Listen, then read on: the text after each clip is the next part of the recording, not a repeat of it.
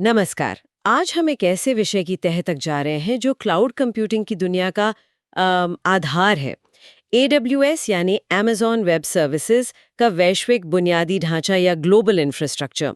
अक्सर हम सोचते हैं कि क्लाउड बस कहीं हवा में है, पर असल में इसके पीछे एक बहुत बड़ा फिजिकल नेटवर्क काम करता है। बिल्कुल। और ये समझना अहम है कि AWS कैसे दुनिया भर में अपनी सैकड़ों सेवाएं लगातार और तेजी से दे पाता है। हाँ, आज की हमारी बातचीत का जो बेस है वो AWS क्लाउड प्रैक्टिशनर सर्टिफिकेशन की तैयारी से जुड़े कुछ दस्तावेज हैं। ये इस कॉम्प्लेक्स टॉपिक को समझने में मदद करेंगे। हाँ, तो हमारा लक्ष्य है इस विशाल नेटवर्क के जो मुख्य हिस्से हैं, जैसे कि रीजन्स रीजन्स या अवेलेबिलिटी जोन्स, अवेलेबिलिटी डिजीजेस या और एज लोकेशंस, या इनको समझना। और यस। सिर्फ ये नहीं कि ये क्या हैं, बल्कि ये क्यों महत्वपूर्ण है, इनमें क्या लागत है और ये डिजाइन निर्णय असल में प्रदर्शन और विश्वसनीयता को कैसे प्रभावित करते हैं। तो चलिए शुरुआत करते हैं हम इस बुनियादी ढांचे के एक बड़े ओवरव्यू से। आखिर इतने बड़े दुनिया भर में फैले हुए इंफ्रास्ट्रक्चर की जरूरत ही क्यों है? ये एक अच्छा सवाल है, क्योंकि जब हम क्लाउड कहते हैं तो असल में हम इन्हीं फिजिकल डेटा सेंटरों के नेटवर्क की बात कर रहे होते हैं ना। तो क्यों चाहिए इतना बड़ा नेटवर्क? हाँ, इसकी मुख्य वजह आप कह सकते हैं 3 पिलर्स पर टिके रहना। पहला, हाई अवेलेबिलिटी, मतलब सेवाएं लगभग हमेशा चालू रहें। हम्म। दूसरा, फॉल्ट टॉलरेंस, यानी अगर सिस्टम का कोई हिस्सा फेल हो जाए तो भी पूरा सिस्टम चलता रहे। ओके। और तीसरा, लो लेटेंसी, मतलब यूजर्स तक डेटा और एप्लीकेशन रिस्पॉन्स तेजी से पहुंचे। AWS का पूरा ग्लोबल ढांचा इन्हीं प्रिंसिपल्स को ध्यान में रख के बनाया गया है। और आपने कहा कि इसके 3 मुख्य कंपोनेंट्स हैं, रीजन्स, अवेलेबिलिटी जोन्स और एज लोकेशंस। तो फिर एक-एक करके इन्हें समझते हैं। सबसे पहले रीजन, यानी रीजन्स से शुरू करें। ये क्या है? सिर्फ ज्योग्राफिकल लोकेशन? ज्योग्राफिकल लोकेशन तो है ही, पर उससे थोड़ा ज्यादा। AWS रीजन दुनिया का एक स्पेसिफिक ज्योग्राफिकल एरिया होता है, जैसे नॉर्थ वर्जीनिया US ईस्ट 1, या मुंबई AP साउथ 1, या फ्रैंकफर्ट U सेंट्रल 1। हर रीजन में AWS अपने डेटा सेंटर्स का एक क्लस्टर या समूह स्थापित करता है। लेकिन यहाँ इंपॉर्टेंट बात यह है कि सिर्फ लोकेशन ही सब कुछ नहीं है। अच्छा, और क्या मायने रखता है फिर रीजन चुनते वक्त? देखिए, जब कोई रीजन चुनते हैं तो कई फैक्टर्स देखते हैं। पहला, जाहिर है, उनके यूजर्स या उनके अपने ऑफिस से प्रॉक्सिमिटी, मतलब नजदीकी, ताकि लेटेंसी कम रहे। दूसरा, डेटा सॉवरेंटी या रेसिडेंसी के नियम। कुछ कानून होते हैं जो कहते हैं कि डेटा देश की सीमा के भीतर ही रहना चाहिए। अच्छा, हाँ। तीसरा, कॉस्ट। अलग अलग रीजन्स में कुछ सर्विसेज की कीमतें थोड़ी अलग हो सकती हैं। और चौथा, उस रीजन में कौन-कौन सी स्पेसिफिक AWS सर्विसेज उपलब्ध हैं, क्योंकि कई बार नई सर्विस पहले कुछ ही रीजन्स में आती है। ये तो दिलचस्प है। तो ये सिर्फ मैप पर एक पॉइंट नहीं है, बल्कि एक स्ट्रैटेजिक चॉइस है। और इन रीजन्स की एक और बड़ी खासियत है, इनका एक दूसरे से पूरी तरह आइसोलेटेड होना। हाँ, और ये AWS आर्किटेक्चर का एक फंडामेंटल प्रिंसिपल है। हर AWS रीजन को दूसरे रीजन से पूरी तरह से इंडिपेंडेंट और आइसोलेटेड बनाया गया है। इसका मतलब है कि एक रीजन की पावर, नेटवर्किंग, यहाँ तक कि फिजिकल सिक्योरिटी भी दूसरे रीजन से अलग होती है।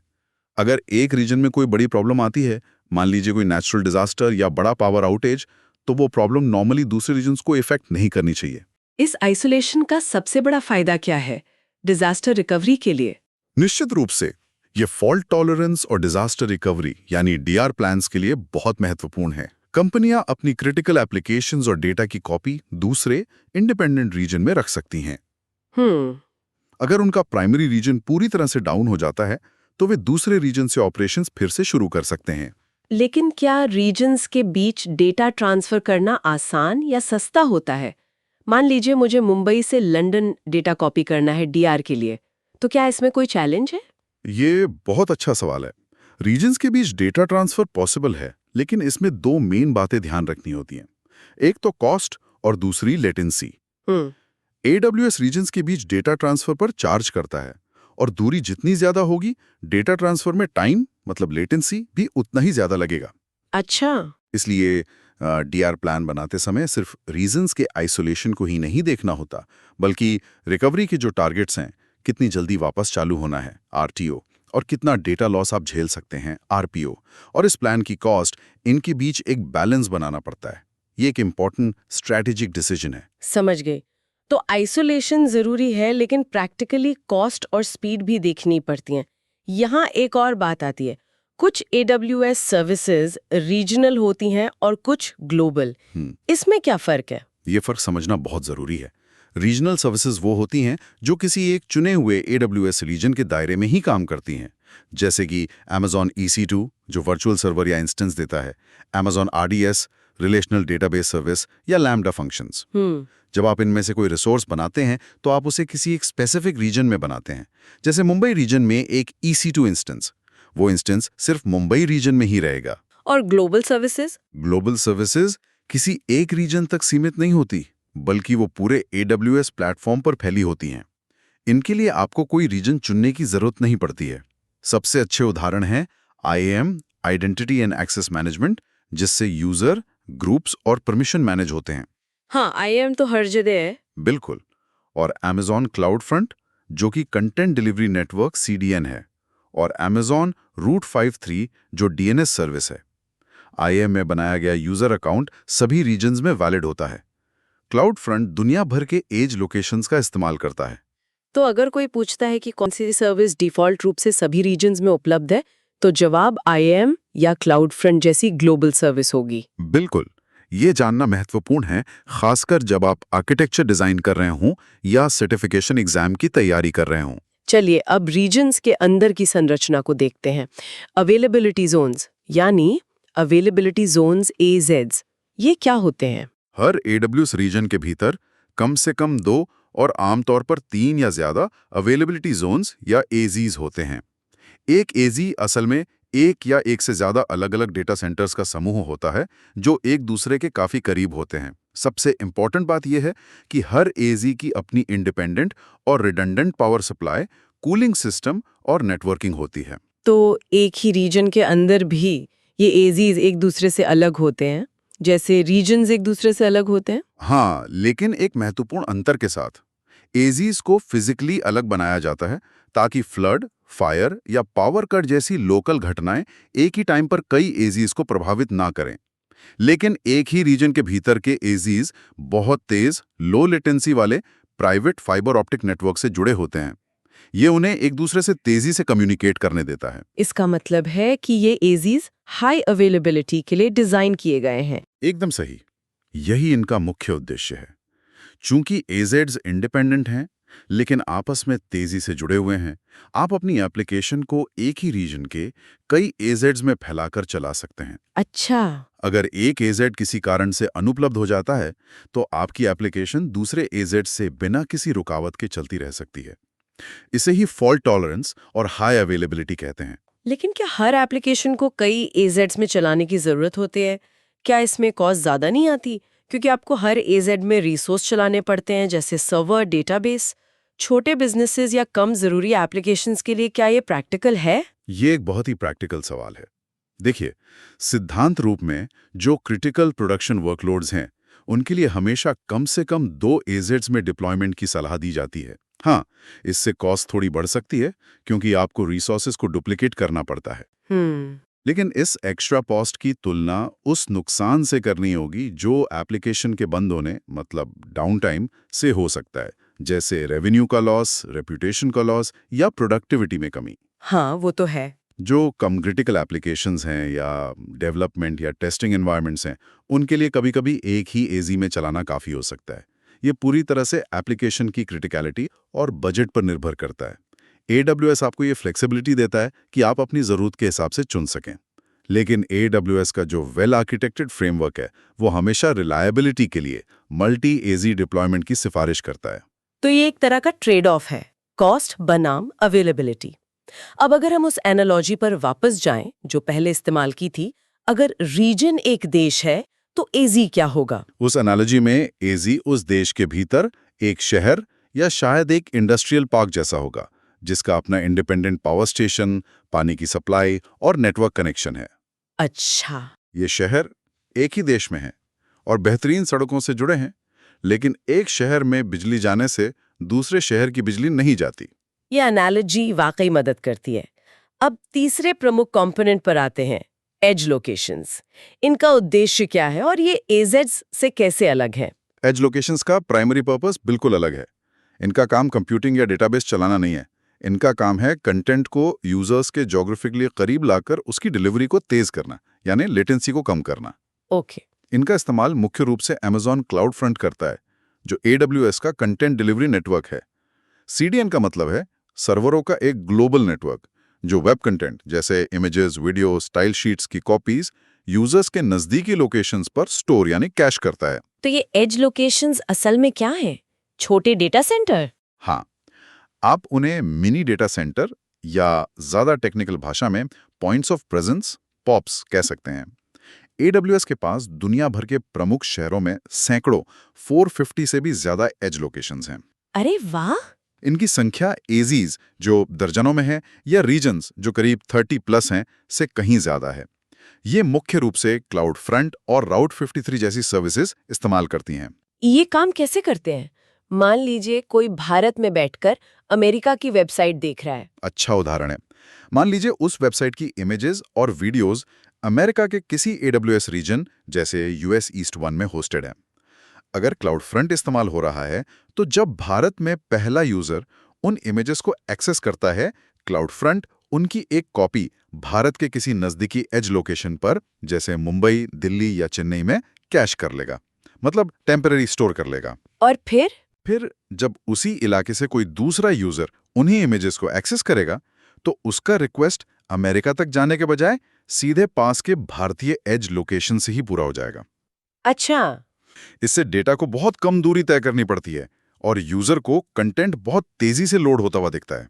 तो इसका सीधा फायदा वेबसाइट या एप्लीकेशन के परफॉर्मेंस में होता है, खासकर ग्लोबल यूजर्स के लिए। बिल्कुल। वीडियो स्ट्रीमिंग, गेमिंग, बड़ी फाइल्स डाउनलोड करना या कोई भी ऐसी एप्लीकेशन जिसके यूजर दुनिया भर में फैले हैं, उनके लिए एज लोकेशंस और क्लाउड फ्रंट परफॉर्मेंस को बेहतर बनाने में बहुत बड़ा रोल निभाते हैं। तो याद रखने वाली बात है, जब भी fast content delivery, low latency या कैशिंग की बात हो, तो एज लोकेशंस और क्लाउड फ्रंट का ध्यान आना चाहिए।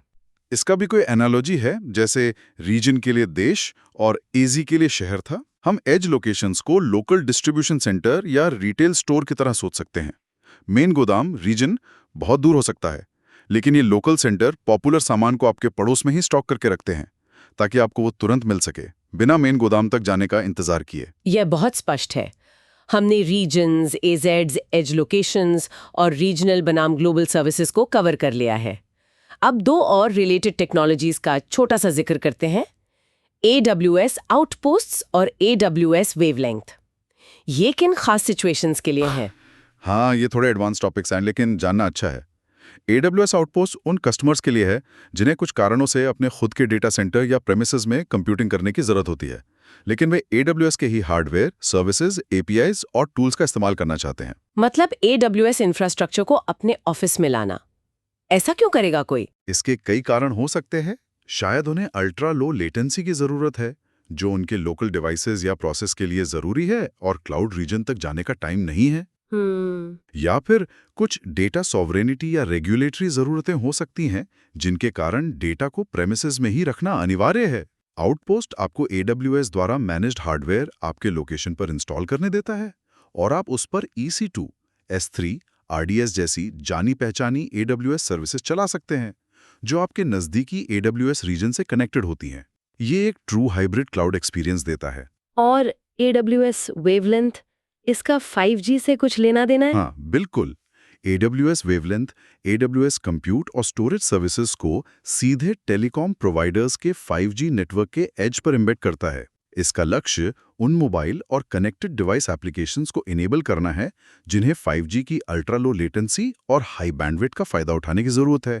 किस तरह की एप्लीकेशन? सोचिए, real time multiplayer mobile gaming या लाइव वीडियो स्ट्रीमिंग जिसमें बहुत कम डिले चाहिए, ऑगमेंटेड रियलिटी, AR और वर्चुअल रियलिटी, VR एक्सपीरियंस जो सीधे मोबाइल डिवाइस पर चलें। अच्छा, या कनेक्टेड कारें और इंडस्ट्रियल IoT डिवाइसेस जिन्हें तुरंत रिस्पॉन्स की जरूरत हो।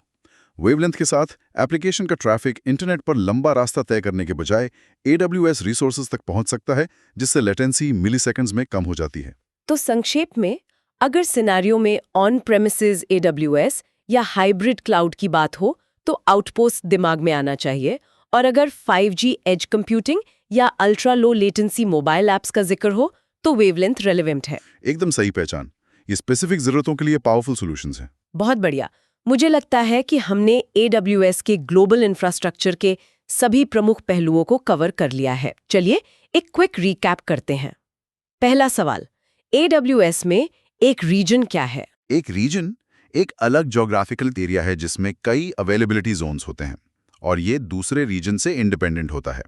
रीजन चुनते समय कॉस्ट, लेटेंसी, सर्विस अवेलेबिलिटी और डेटा रेसिडेंसी जैसे फैक्टर्स इंपॉर्टेंट होते हैं। दूसरा, एक अवेलेबिलिटी जोन क्या है? एक एजी एक रीजन के भीतर एक या ज्यादा इंडिपेंडेंट डेटा सेंटर्स का ग्रुप है जिनकी अपनी पावर, कूलिंग और नेटवर्किंग होती है। इन्हें हाई अवेलेबिलिटी और फॉल्ट टॉलरेंस देने के लिए डिजाइन किया गया है, लेकिन हाँ, मल्टी एजेड डिप्लॉयमेंट में कॉस्ट का ध्यान रखना होता है। तीसरा, कौन सी AWS सर्विस मुख्य रूप से एज लोकेशंस का उपयोग करती है और क्यों? Amazon CloudFront, जो AWS का CDN है, कंटेंट को यूजर्स के करीब कैश करके डिलीवरी तेज करने और लेटेंसी कम करने के लिए। चौथा, IAM रीजनल है या ग्लोबल? IAM एक ग्लोबल सर्विस है, ये किसी एक रीजन तक लिमिटेड नहीं है। और आखिरी सवाल, कौन सा AWS सॉल्यूशन कस्टमर के अपने प्रीमिसेस में AWS इंफ्रास्ट्रक्चर और सर्विसेज देता है? वो AWS आउटपोस्ट है, जो हाइब्रिड क्लाउड सिनेरियोज के लिए यूजफुल है। शानदार। लगता है हमने इस विषय की काफी गहराई से पड़ताल कर ली है। हाँ, हमने देखा कि AWS का global infrastructure, regions, availability zones और एज लोकेशंस का एक कॉम्प्लेक्स लेकिन बहुत सोचा समझा नेटवर्क है। हर कंपोनेंट का अपना रोल है। ज्योग्राफिकल आइसोलेशन और कंप्लायंस, रीजन्स, हाई अवेलेबिलिटी और फॉल्ट टॉलरेंस, एजेड्स, और fast global content delivery, edge locations. और रीजनल बनाम ग्लोबल सर्विसेज का फर्क समझना, साथ ही आउटपोस्ट और वेवलेंस जैसे स्पेशल सॉल्यूशंस के बारे में जानना भी महत्वपूर्ण है। जो कीवर्ड्स ध्यान में रखने चाहिए: high availability, fault tolerance, low latency, content delivery, regional बनाम global, hybrid cloud, 5G edge. बिल्कुल, ये सिर्फ टेक्निकल शब्दजाल नहीं है, बल्कि ये वो कॉन्सेप्ट्स हैं जो तय करते हैं कि क्लाउड पर चलने वाली एप्लीकेशन कितनी रिलायबल, तेज और कॉस्ट इफेक्टिव होंगी। तो आज की इस चर्चा को समाप्त करने से पहले एक अंतिम विचार के साथ छोड़ते हैं।